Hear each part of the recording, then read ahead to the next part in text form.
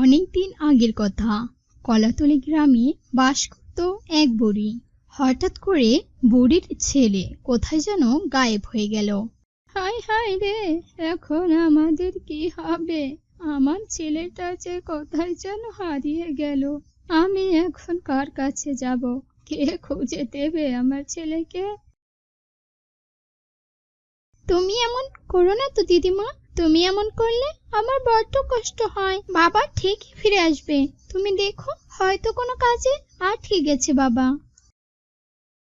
বাড়ির বাইরে তো সে কখনোই রাত কাটায় না। আজ 4টে দিন হয়ে গেল, এখনো তো বাড়ি আসলো না। হ্যাঁ রে দিদি ভাই, আমার ছেলেটার সাথে কোনো খারাপ হয়নি তো? আমার মন যেন বড্ড ডাকছে।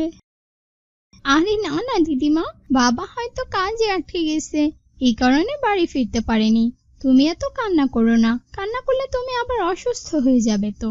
দেখো, বাবা কাজ শেষ হয়ে গেলে নিজে নিজে বাড়ি ফিরে আসবে। এত কান্না করো না তুমি। কাকিমা, ভালো থেকো। যদি বেঁচে থাকি তাহলে আবার দেখা হবে। আমার ঘরটার দিকে একটু নজর রেখো। কোথায় যাচ্ছিস জগা? কবে ফিরবি? যাচ্ছি, এই পুরা গ্রাম ছেড়ে দূরে সরে যাচ্ছি। এই গ্রাম ছেড়ে তো সবাই এক এক করে দূরে সরে যাচ্ছে, তাই আমিও চলে যাচ্ছি গো। এই গ্রাম আর কলাতলি নেই গো কাকিমা, এটা বীজতলি হয়ে গেছে। একের পর এক মানুষ খালি এই গ্রাম থেকে উধাও হয়ে যাচ্ছে। আমি চলি গো কাকিমা, অনেকটা পথ যেতে হবে। সাবধানে যেও জগা। দিদিমা, ও দিদিমা, সবাই তো গ্রাম ছেড়ে চলে যাচ্ছে, চলো না আমরাও গ্রাম ছেড়ে অনেক দূরে চলে যাই। কোথায় যাবো রে দিদি ভাই? আমাদের কে আছে? যারাও ছিল তারাও এখন আর নেই। দূর সময় আমাদের একা রেখে ফেলে গেছে। দিদিমা, আমি খাবারের জন্য পানি আনতে যাচ্ছি, তুমি এত কিছু ভেবো না। একদিন দেখো সব ঠিক হয়ে যাবে। আচ্ছা ঠিক আছে, যা, তাড়াতাড়ি আসিস। এই বলে সুমনা নদীর ঘাটে যায় পানি আনতে। তখন সে দাঁড়িয়ে বলতে থাকে, হঠাৎ করে কি হয়ে গেল এই গ্রামে? কলাতলি এখন আর কলাতলি নেই, বীজতলি হয়ে গেছে। সত্যি কি তাহলে বীজতলি থেকে যাবে?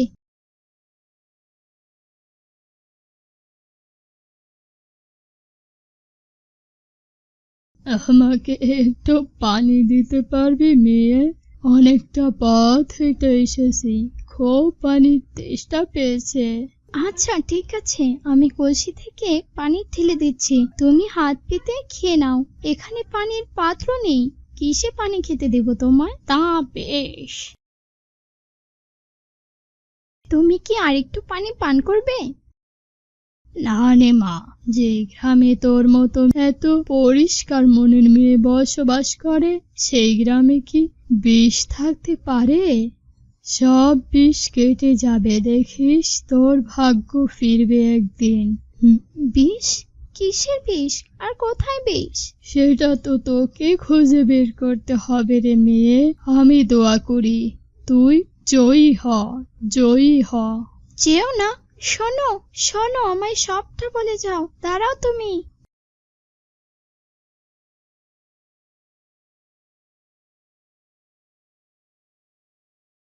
তুই এলি দিদি ভাই, আজ এত দেরি হলো যে? সে কিছু না দাদিমা, চলো তোমাকে খেতে দেই। আজ করা সেদ্ধ ভাত আর আলু ভাজা। তোমারও তো বয়স হয়েছে, ভালো কিছু খেতে দিতে পারি না। বাবা যে কবে ফিরবে তা কে জানে। ফিরবে নাকি ফিরবে না তাও তো জানি না। অমন কথা বলিস নে রে দিদি ভাই, তোর বাবা ঠিক ফিরে আসবে, দেখিস তুই।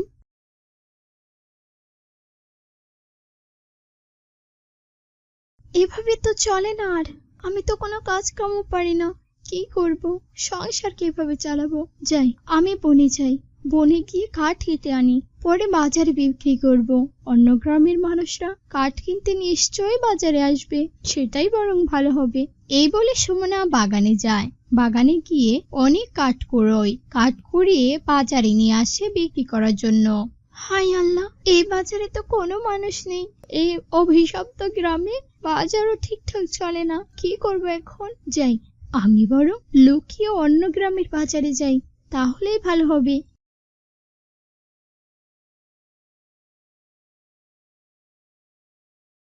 কাঠ লাগবে, শুকনো কাঠ, কাঠ নিয়ে যান।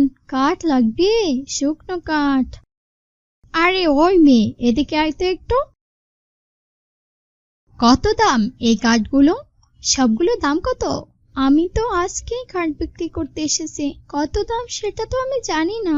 এই নাও মেয়ে, 5 টাকা নাও। শুকনো কাঠ এখনকার দিনে পাওয়া যায় না, এর পরের বার থেকে কাঠ আনলে আমাকে দিয়ে যাবে, ঠিক আছে? শুনছেন কাকিমা?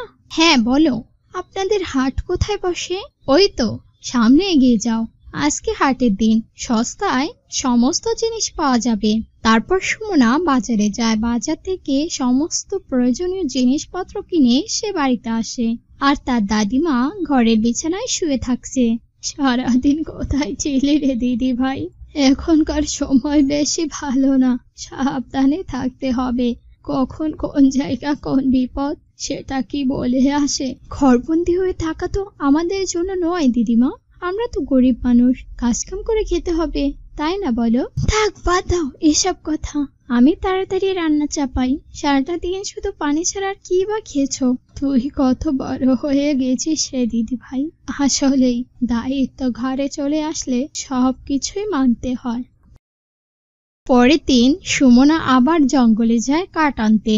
তারপর সুমনা জঙ্গলে গিয়ে কোথাও কোনো কাঠ পায় না।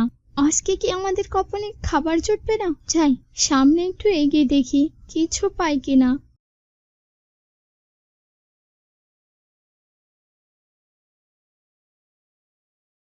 আরে এটা আবার কেমন কলা গাছ? এমন কলা গাছ তো কোনোদিনও দেখিনি। তবে যদি একটি সোনার কলা গাছ পেতাম তাহলে আমার আর আমার দিদিমার কোনো কষ্টই থাকতো না। এখানে আসিস না মা, এখান থেকে পালা সুমনা, পালা এখান থেকে, এটা একটা মরণ ফাঁদ, পালা এখান থেকে। বাবা কোথায় তুমি? তোমাকে দেখতে পাচ্ছি না কেন বাবা, কোথায় তুমি? আমি এই বিষ কলা গাছে আটকে গেছি রে মা, আমাকে মুক্ত করার কোনো উপায় নেই, তুই এখান থেকে পালা, তুই এখানে আসিস নে রে মা। না বাবা, তোমাকে ছেড়ে আমি কখনো যেতে পারবো না, নিশ্চয়ই এখান থেকে বের হওয়ার কোনো না কোনো পথ তো অবশ্যই আছে। তুই এখানে কেন এসেছিস? তুই কি পারবি ওদেরকে মুক্ত করতে?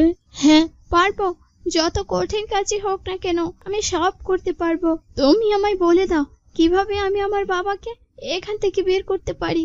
তারপর লোকটি সুমনাকে সমস্ত ঘটনা খুলে বলে। তারপর সুমনা নিজে জীবন বাজি রেখে সমস্ত কিছু পার করে সবাইকে মুক্ত করে। তারপর সবাইকে মুক্ত করে সুমনা তার বাবাকে নিয়ে বাড়িতে চলে যায়।